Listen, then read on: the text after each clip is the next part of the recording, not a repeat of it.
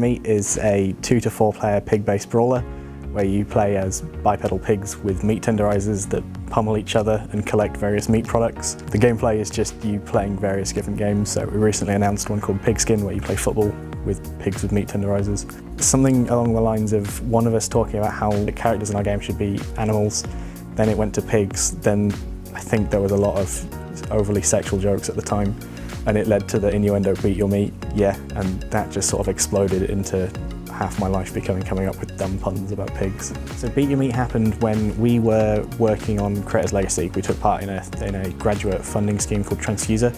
We got funding for the initial part of that, we failed the second part. Afterwards we sat down as a team and decided that Creators Legacy was something that was a bit too big for us to work on, a bit too complicated, heavy-handed. So we decided to sit and refine how we worked as a studio. It's where the commercial side of our work comes from as well. We decided we needed to earn more money to fund our games.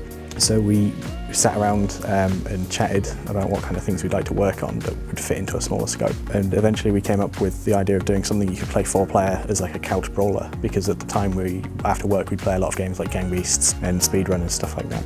So yeah, after a bit of chatting, and I don't really know whether or not that came before the pig part, but at some point the phrase Beat Your Meat came into be, and it kind of all just slotted together from there. We learned a lot from Creators Legacy, we learned a lot from the commercial projects we do.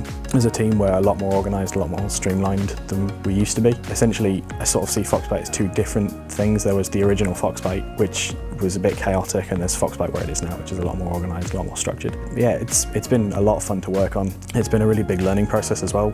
We picked up the Unreal Engine for this, which we didn't use before. We were a Unity studio. Whether or not we'll stick with Unreal is up in the air, kind of like keeping it fresh. It's very much a team effort, so at the moment we're working on setting up our marketing for release. So a lot of the art stuff is done. So our artists are now PR managers, so they spend a lot of their time going through the internet, watching videos, looking out for influencers online, who to get in touch with to send keys. So we're building lists, things like that. As for general development, I tend to manage our social media channels. Again, the art team produces some of the stuff we post on there. But yeah, it's a many hats kind of thing where we all just sort of chip in and work on it as we go.